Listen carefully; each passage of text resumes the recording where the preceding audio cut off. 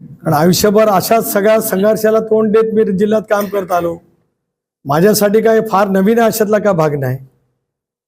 फक्त माझ्यावरती ज्या ज्या वेळेला निराधार पद्धतीचे आरोप काही राजकीय हेतू पदरामध्ये पडण्यासाठी केले गेले गेल्या 20 वर्षात, त्यांचं नंतर राजकारणामध्ये काय झालं ते सर्वांनी पाहिलेलं आहे. मुख्यमंत्र्यांच्या अधिकाराच्या वरतीच गदा आणण्याचा प्रयत्न काही जण करत असतील तर त्यांना ते लखलाभ. संजय राऊत पण सकाळी दिल्लीमध्ये एका पत्रकार परिषदेमध्ये असे म्हणाले की रायगड जिल्ह्यात असणाऱ्या औद्योगिक कंपन्यांना कोणाला तरी खंडणी आणि हप्तेखोरी करायची आहे आणि त्यासाठीच हा पालकमंत्रीपदाचा अट्टास सुरू आहे. त्यांना नेमकं विचारा कोणाला त्यांना बोलायचं आहे ते, मग त्याचं उत्तर ते देतील.